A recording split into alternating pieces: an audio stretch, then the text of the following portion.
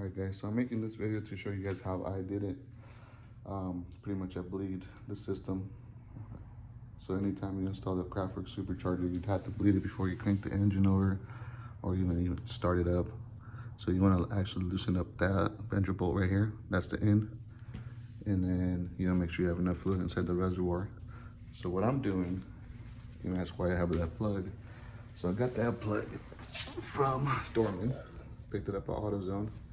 So what you want to do is drill a hole right in the middle so you can put the needle, which this is pretty much, I picked this up, I think it was Big 5, I got it like for $6. Just a little ball pump, nothing special.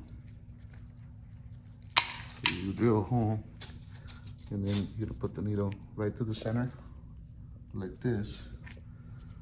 So I got this plug right here that I already did it to. So if you can see, there's a little hole right there. Put that in there real quick.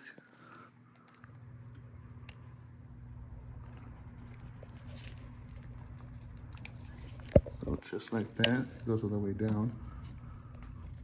So that's in. This is pretty much sealed up. So now what you want to do, you make sure you have the actual ventral bolt opened up. Put a rag right there. And watch this. So all you're gonna do is come back over here.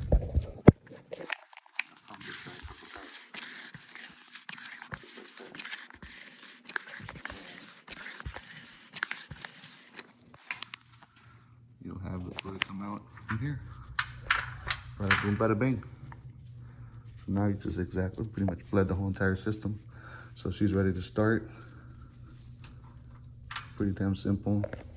I think overall I spent about, I would say maybe $12 for that little kit and the pump. But that's the easiest way I figured how to do it.